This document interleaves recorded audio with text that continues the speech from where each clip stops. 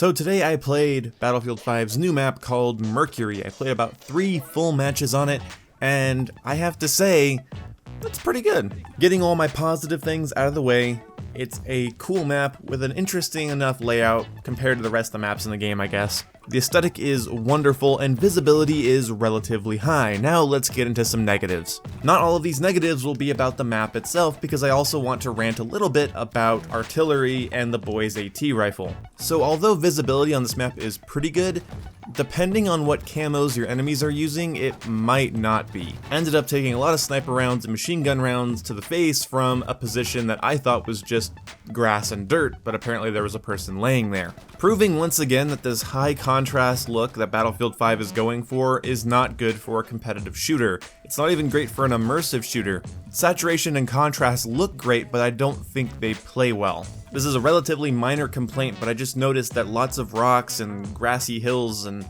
stuff on this map, I don't know, enemies, depending on what camouflage they're wearing, will blend right the fuck in. Not a fan of that at all, but it didn't ruin my matches. Now, the way this map played is pretty much like the way every Battlefield 5 map plays. It has some interesting areas for engagements. There's lots of verticality, but I think it's done well.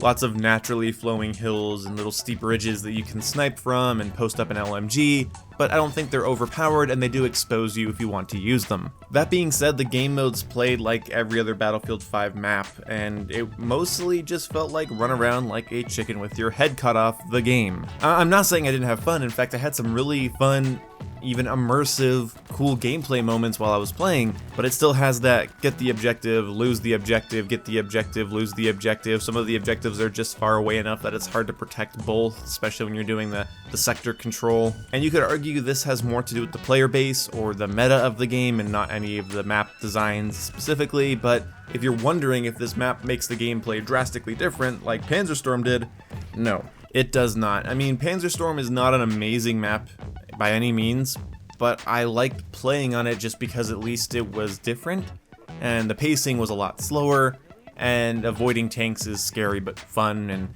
that's one thing that kind of works on that map, is because the visibility is still kind of shit in this game. So on Panzerstorm, hiding from tanks is kind of fun because of that visibility issue, but on this map, don't expect drastically different styles of play. It's not vehicle oriented, it's not even something that feels more close quarters, it's just kind of a map. It's just a Battlefield 5 map. People are acting like this is this game's return to form, and now you can have epic Battlefield moments again, and wow, did this map save Battlefield 5? And I'm gonna say no. I love having a new place to play, but I don't think it's that grand that you're gonna suddenly have only in Battlefield moments because of it. The Battlefield 5 sandbox is still drastically shallow, and you're not gonna have a lot of crazy over-the-top moments in this map. And if you do, I don't think it's because of the map. But fighting through some naturally formed trenches and underneath little hilltops and cliffsides, it's pretty fun, and the urban areas are cool, and I like the lighting inside the buildings.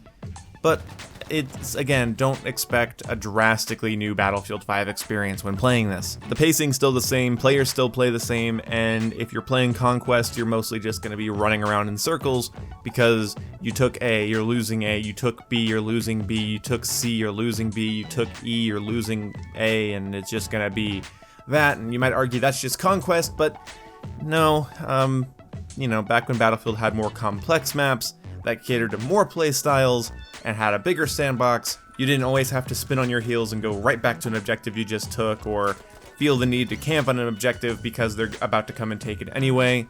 Also, the objectives in this also have the same problem as Battlefield 5 objectives do on other maps, which is that they're big. They're very, very big, meaning you could clear out half of the objective and you still have this giant gap of cover and dead, like, no man's land and trenches and stuff that still might be a part of the objective you're trying to capture, is what I'm trying to say. So, you know, you could clear out a building that's on the B flag, let's just say, for example, but then, you know, that took a lot out of you, and you're low on health and you're low on ammo, and your stupid randoms in your squad aren't helping you, but you're still losing the flag because, you know, across from your building there's like a trench and a pile of cover that they're hiding behind, and they have a spawn beacon there, and there's somebody hiding out in the grass sniping at you with a boy's AT rifle. More on that later. You know, that's kind of a mess, and that's still present on this map, where some of the objectives, they just feel like they cover too much of an area, where that wasn't always the case in games like Battlefield 3 and 4. And again, bigger sandbox, more things to play with, people weren't constantly taking the last thing you just took on every single map. There are exceptions, of course.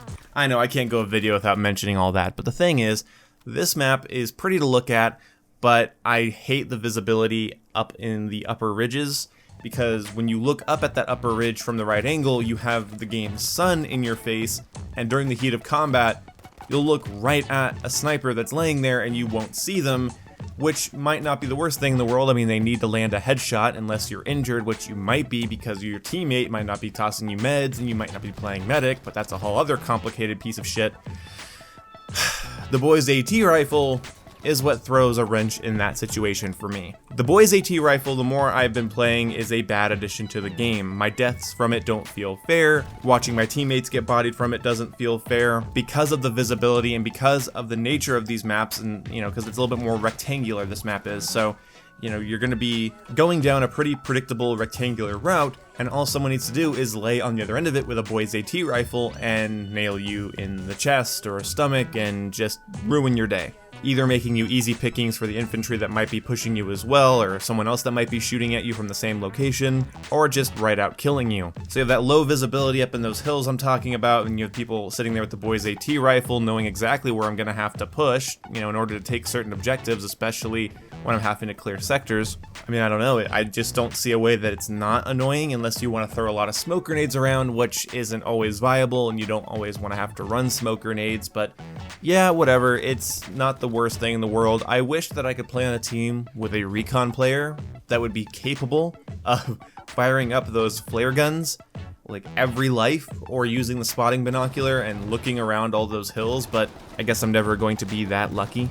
The one thing I will say about Mercury is that the map has ample cover, and you are going to usually have your back or front or side covered if you're moving in the right areas, meaning there's less opportunities for somebody to just nail you in the ass or from a flank that you didn't notice, which is very possible in this game, especially, like I said before 100 times when playing solo, because the visibility and situational awareness because of the minimap, it's just very low. And you can't count on recon players to do their damn jobs. You just can't. I want to say, lastly here, is that the artillery in this game is annoying, and I wish it just wasn't in the game. I wish they did not add this. It might sound cool and look cool, but in my opinion, it just takes a game that's already kind of directionless and clusterfucky in most of its matches and makes it annoying, just flat out frustrating. At least with the V2 rocket, you hear it coming and you can get out of the way, and after the big cool explosion goes off and you have your only in Battlefield 5 only moment, that's cool, but the artillery just keeps raining down, and it makes pushing hard if they call it in between two objectives. It makes securing an objective difficult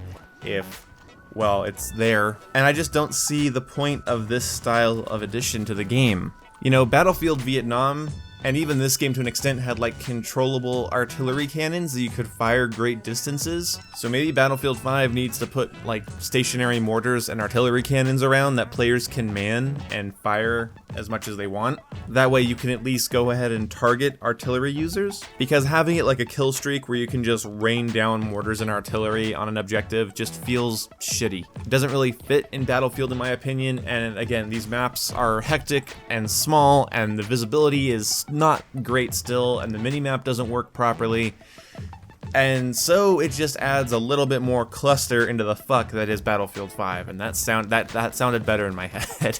Overall, my experience today was a little bit mixed, but more good than bad. This map is fun, and if you enjoyed Battlefield 5 but were getting bored of it, this is worth hopping back on and trying out. It's pretty, there's lots of cover, and I can't pretend that it plays bad. It just, you know, don't expect it to be different or dramatically change the Battlefield 5, you know, routine. So let me know what you guys think about this map, and let me know what you guys think about Battlefield 5 in general after all things are said and done. I've done quite a bit of videos on Battlefield 5 recently compared to prior, and I mean, I'm enjoying Battlefield 5 to an extent.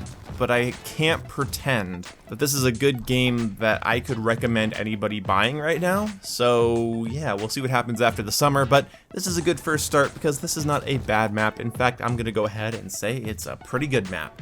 Anyway, see you when I see you guys back.